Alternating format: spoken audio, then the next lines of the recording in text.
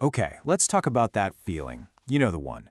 That creakiness when you first swing your legs out of bed in the morning. Or how about that stiffness in your hips and back after you've been sitting for a bit? Maybe it's your shoulders. They just feel tight when you try to reach up for something. If any of that is ringing a bell, I want you to know you are definitely not alone. It's probably one of the most common things we all start to feel as we hit our 40s and beyond. But here's the thing I really want you to hear. While it's super common, it is not a life sentence. Seriously, it's not something you just have to accept as part of getting older.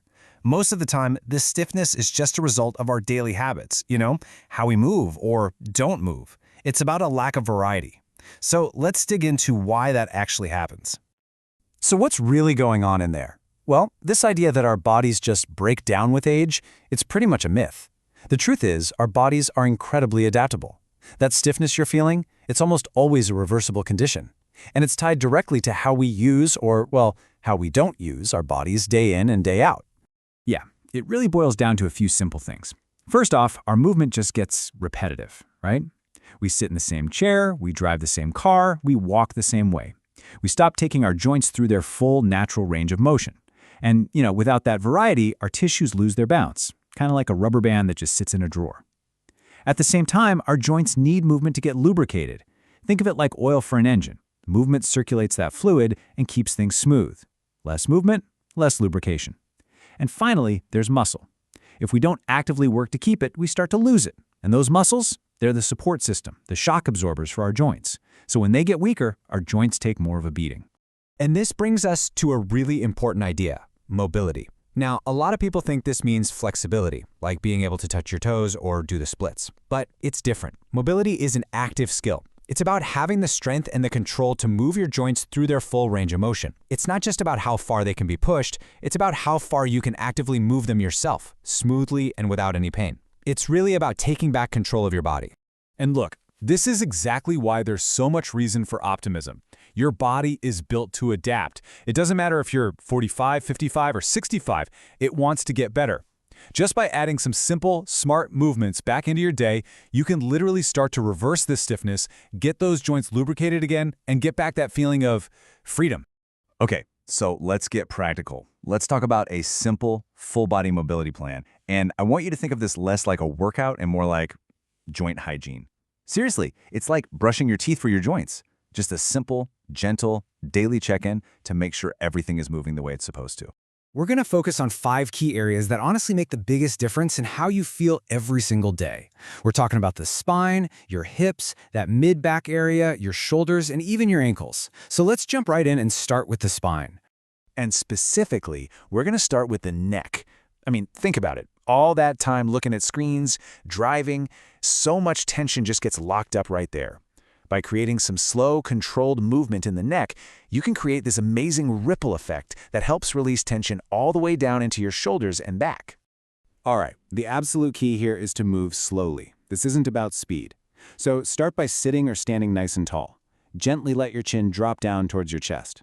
Now super slowly, start to trace your chin along your collarbone over to one shoulder. Just keep that circle going. Bring your ear towards your shoulder, maybe gently tilting back, and then all the way around to the other side. The goal is the biggest, smoothest circle you can make without any pain or forcing it. Let's aim for about 3 to 5 of these slow circles each way. Okay, next up, the hips.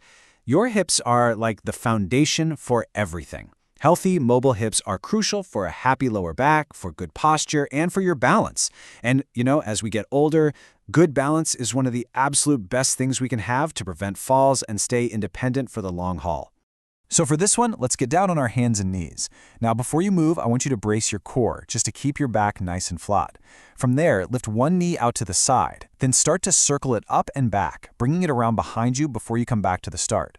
Now, here's the trick. The goal is control. It's not about how high you can lift your leg. It's about making the biggest circle you can without your lower back starting to arch or move around. Let's try for about 5 to 8 slow circles each way on both legs. All right, let's talk about the mid-back. That area between your shoulder blades? It gets so stiff from all the years of sitting and hunching over keyboards. And when that part of your spine can't rotate, your neck and your lower back have to pick up the slack, and that can lead to all sorts of aches and pains. The great thing about this one is you can do it anywhere. Just sit up tall on the edge of a chair, plant your feet on the floor. Cross your arms over your chest. Now try to keep your hips and your legs perfectly still, and just slowly twist your upper body to one side. Imagine you're gently wringing out a towel. Hold for a second, come back to the middle, and then twist to the other side.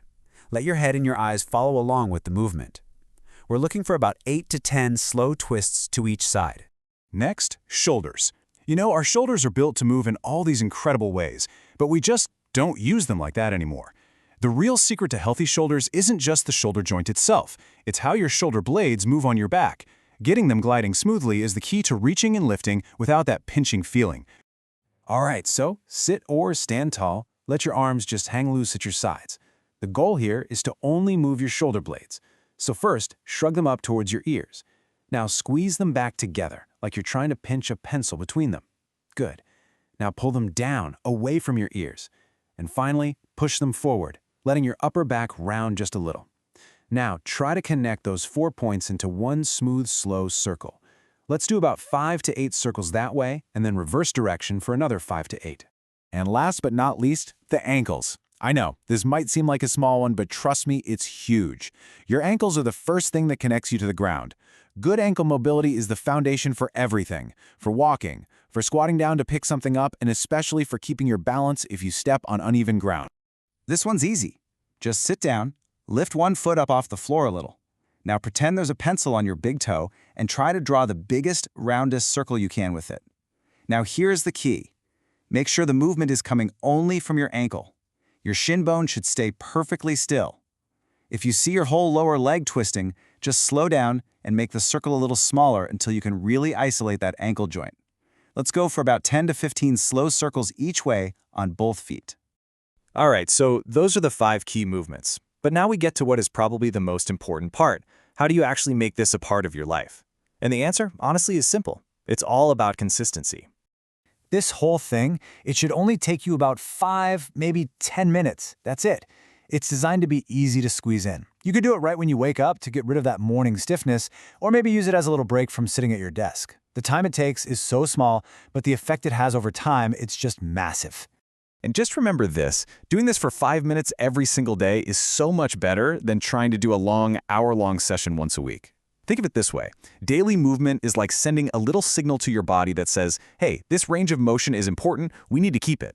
It keeps everything lubricated and tells your brain that it's safe to move this way.